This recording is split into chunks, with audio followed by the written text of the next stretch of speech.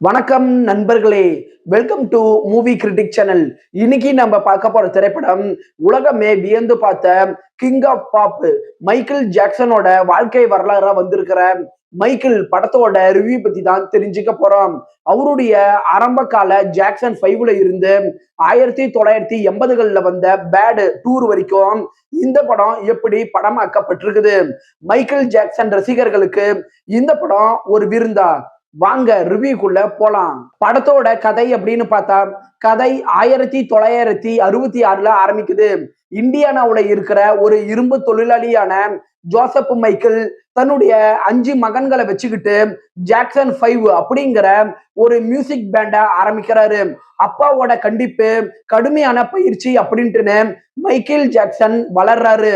அதுக்கப்புறம் அவரு எப்படி ஒரு சோலோ ஆர்டிஸ்டா மாறுறாரு, த்ரில்லர் மாதிரியான ஒரு உலக புகழ்பெற்ற ஆல்பத்தை அவரு எப்படி உருவாக்குறாரு, பெப்சி விளம்பரத்துல நடந்த விபத்து அவர் வாழ்க்கையை எப்படி புரட்டி போட்டுச்சு அப்படின்னு அவர் வாழ்க்கையில நடந்த விஷயங்களை அடுத்தடுத்து சொல்றதுதான் படத்தோட மீதி கதையே. படத்தோட பாசிட்டிவ்னு பார்த்தா, இந்த படத்துல மைக்கேல் ஜாக்சன் கதாபாத்திரத்துல அவருடைய சொந்த அண்ணன் மகன் ஜாஃபர் ஜாக்சன் தான் நடிச்சிருக்கிறாரு.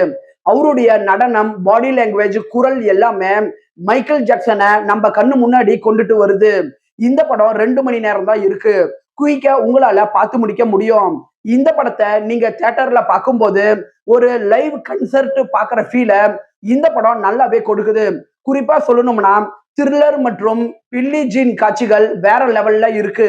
படத்துல அப்பா கதாபாத்திரத்துல நடிச்ச கோல்மேன் டொமிங்கோ ஒரு கண்டிப்பான வில்லத்தனமான அப்பா கதாபாத்திரத்துல சூப்பராகவே நடிச்சிருக்கிறாரு. அம்மா கதாபாத்திரம் மூலமா வர எமோஷன் காட்சிகள் நல்லாவே இருக்குது. 1980 காலகட்டத்தோட மியூசிக் உலகத்தை இவங்க தத்ரூபமா விஷுவல்ஸ் மூலமா பிரம்மாண்டமா கொண்டுட்டு வந்திருக்கிறாங்க. படத்தோட குறைகள் அப்படின்னு பாத்தீங்கன்னா, மைக்கேல் ஜாக்சனோட மனசுக்குள்ள என்ன ஓடுனுச்சு, அவருடைய தனிப்பட்ட கவலைகள் என்ன அப்படிங்கிறத அங்கங்க இவங்க கொண்டுட்டு வராம படம் ஃபுல்லாவே அவருடைய மியூசிக் கெரியர் எப்படி இருந்துச்சு அப்படிங்கிறத தான் அவங்க சொல்லியிருக்கிறாங்க. ஓவராலா இந்த படம் உங்க டைமுக்கு ஒர்த்தான ஒரு சூப்பரான படம் தான். இந்த படம் 10க்கு 7 ரேட்டிங் கொடுக்கலாம். விருப்பப்படுறவங்க பாருங்க. இந்த படம் தமிழ் டப்பிங்ல கிடையாது, இங்கிலீஷ்ல மட்டும்தான் அவைலபிளா இருக்கு.